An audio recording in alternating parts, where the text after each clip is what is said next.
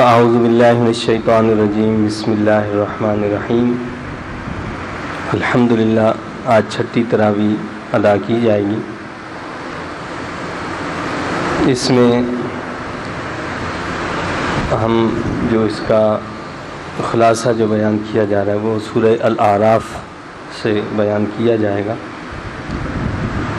یہ سورہ مقدسہ جو ہے حروف مقطعات سے شروع ہوتی ہے، پھر قرآن کریم کے ایمان والوں کے لیے نصیحت ہونے کا تذکرہ کیا گیا ہے اور حکم ہے کہ اس کلام مجید کی پیروی کی جائے۔ میزان اور وزن اعمال کا ذکر کیا گیا ہے۔ وزن اعمال کا مسئلہ چونکہ قرآن و حدیث سے ثابت ہے، اس کا انکار یا اس کی تعویل کرنا یہ گمراہی ہے۔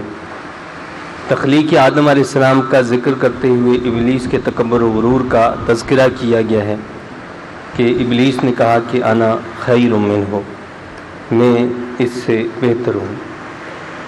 یہی وہ جملہ ہے کہ جو آج بھی کسی بھی شخص کی بربادی کا سبب اور ذریعہ بنتا ہے کہ وہ جب کسی انسان کے اندر یہ میں پیدا ہو جاتی ہے تو وہ اس کو تباہی کی طرف لے جاتی ہے۔ تو شیطان نے بھی یہی کہا تھا کہ انا خیر، میں اس سے بہتر ہوں۔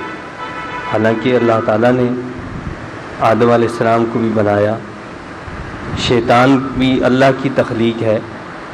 اللہ تعالیٰ نے شیطان کو آگ سے پیدا کیا، آدم علیہ السلام کو مٹی سے پیدا کیا، تو وہ خود سے اپنی عقل دوڑانے لگا، یعنی کہ جی آگ افضل ہے اور مٹی جو ہے وہ غیر افضل ہے۔ تو یہ عقل کے گھوڑے دوڑانا یہ دراصل شیطانی کام ہے۔ ہاں، اللہ تعالیٰ نے انسان کو جو عقل دی ہے وہ وحی الہی کی تابع ہو کر اس عقل سے کام لینے کا ہمیں حکم دیا گیا ہے۔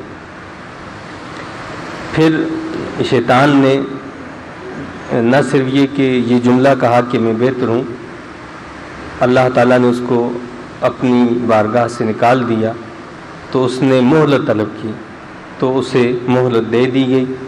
اس پر اس نے قسم اٹھا کر کہا کہ میں انسان کو سیدھی راہ پہ نہیں رہنے دوں گا، یعنی یہ اس نے قسمی الفاظ سے کہا کہ میں اس انسان کو تیری راہ پر نہیں چلنے دوں گا۔ وہ دشمن بن گیا انسان کا۔ شیطان کی وسوسہ اندازی اور جھوٹی قسموں کا ذکر کرتے ہوئے بتایا کہ وہ کہنے لگا میں تمہارا خیر خواہ ہوں۔ اس طرح فریب و دھوکہ سے اس نے آدم علیہ السلام اور اماں حوا علیہ السلام کو ممنوعہ درخت کا پھل چکھا دیا اور جنتی لباس اتر گیا۔ وہ جنت کے پتے شرمگاہوں پر جوڑنے لگے۔ تو شیطان جب بھی کسی کو ورغلاتا ہے تو وہ اس کا خیر خواہ بن کر آتا ہے، اور یہ شیطان جو ہے جہاں جنوں میں سے ہوتا ہے انسانوں میں سے بھی ہوتے ہیں۔ بعض اوقات وہ انسان کی شکل میں آتا ہے، وہ دوست ساتھی کی شکل میں آتا ہے، وہ آپ کا ہمجولی بن کر آتا ہے، وہ آپ کا ساتھی بن کر آتا ہے، وہ آپ کا ہمسفر بن کر آتا ہے اور وہ انسان کو ورغلا دیتا ہے۔ اس سے معلوم ہوتا ہے کہ شیطان کے جال بڑے حسین اور دل فریب ہوا کرتے ہیں، جن سے بچنے کے لیے بڑی محنت کی اور ہر وقت چوکنا رہنے کی ضرورت ہوا کرتی ہے۔ سیدنا آدم علیہ السلام نے ندامت کے ساتھ توبہ استغفار کا اہتمام کیا، اس طرح رحمت الہی ان پر برس پڑی۔ پھر لباس کے مقاصد بتائے گئے ہیں، آگاہ کیا کہ یہ جو لباس ہے یہ تمہاری شرمگاہوں کو چھپاتا ہے اور موجب زینت ہے۔ اگر کوئی لباس اس مقصد کو پورا نہ کرے، یعنی اتنا باریک ہو کہ جسم نظر آئے، اتنا چست ہو کہ جسم کی بناوٹ نمایاں ہو، ایسا ادھورا ہو کہ جسم کے بہت سے حصے نظر آتے رہیں، تو حقیقت میں یہ لباس ہی نہیں ہے۔ اس لباس کا تیسرا مقصد یہ بتایا گیا ہے کہ یہ تمہارے لیے سردی اور گرمی کے اثرات سے محفوظ رکھنے کا ذریعہ ہے۔ ساری اولاد آدم کو خطاب فرما کر لباس کی اہمیت کو اجاگر کیا گیا، یعنی اللہ تعالیٰ نے یہاں پر پوری انسانیت کو جو ہے آگاہ کیا ہے اور کہا ہے کہ یا بنی آدم، اے اولاد آدم، یا ایھا الذین آمنوا نہیں کہا، بلکہ کیا کہا ہے کہ اے بنی آدم، آدم علیہ السلام کی جتنی بھی اولاد ہے، یعنی اولاد جو ہوتی ہے وہ اپنے ماں باپ کی عزت کا، وقار کا خیال رکھنے والی ہوتی ہے، تو اللہ تعالیٰ نے انسان کو جھنجھوڑا ہے کہ یہ شیطان وہ ہے جو تمہارے جد امجد حضرت آدم علیہ السلام کا دشمن ہے، تو لہٰذا تم نے یہ خیال رکھنا ہے کہ شیطان کا پیروکار بن کر نہیں رہنا۔ لیکن آج تہذیب و ثقافت اور فن کی کسی بھی محفل میں گرمی اس وقت تک پیدا نہیں ہوتی جب تک شرم و حیا کی ساری قدروں کو پامال نہ کر دیا جائے۔ تقویٰ کا لباس ایمان، حیا اور نیک خصلتیں ہیں، یعنی جس میں یہ چیزیں نہ ہوں، ایمان نہ ہو، حیا نہ ہو، نیک خصلتیں نہ ہوں، تو اس کا مطلب ہے وہ چلتا پھرتا بظاہر اگرچہ انسان ہی کیوں نہ ہو، حقیقت میں وہ انسان نہیں بلکہ شیطان ہوا کرتا ہے۔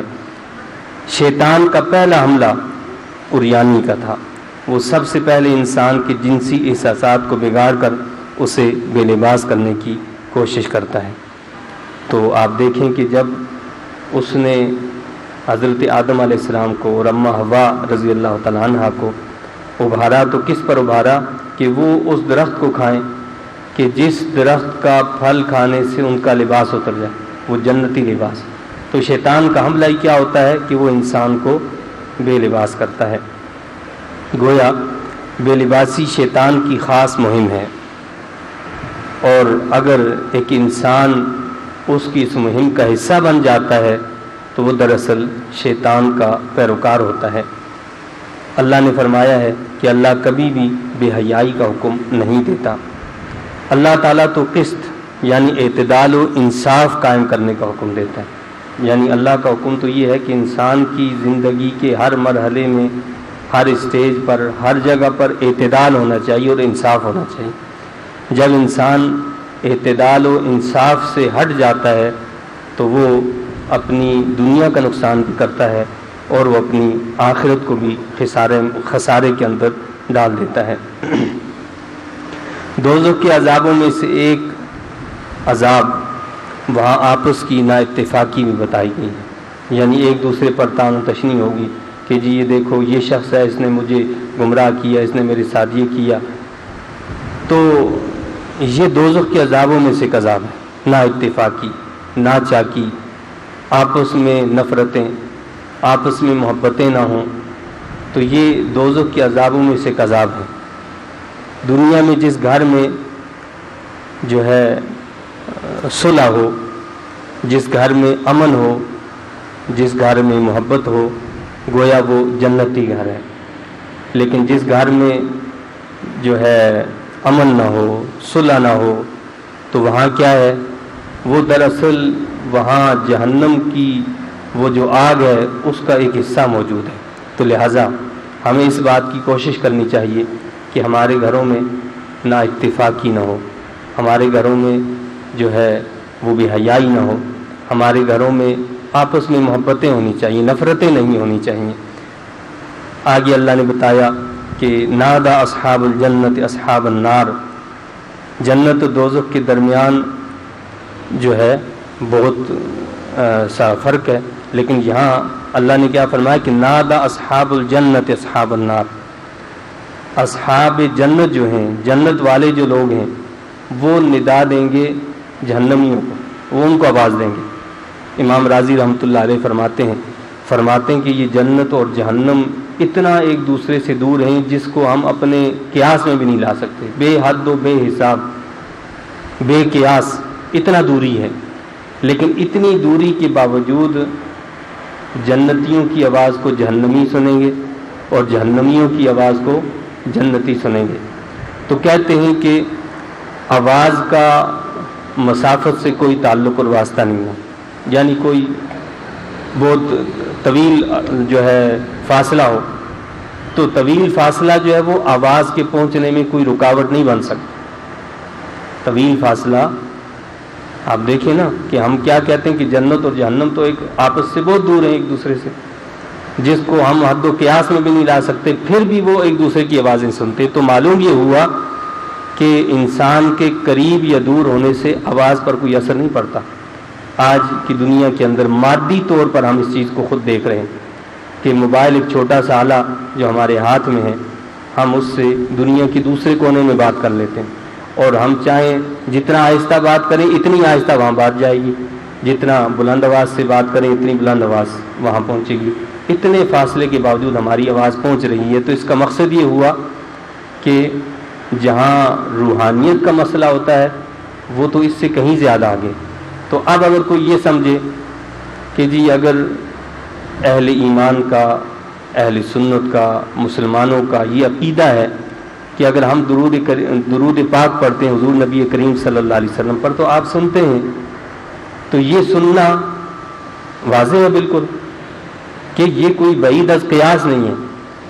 جب مادی طور پر یہ چیز ثابت ہے تو بے شک اللہ کے رسول صلی اللہ علیہ وسلم ہمارے درود پاک کو نہ صرف یہ کہ سنتے ہیں بلکہ آپ سن کر اس کا جواب بھی عنایت فرماتے ہیں۔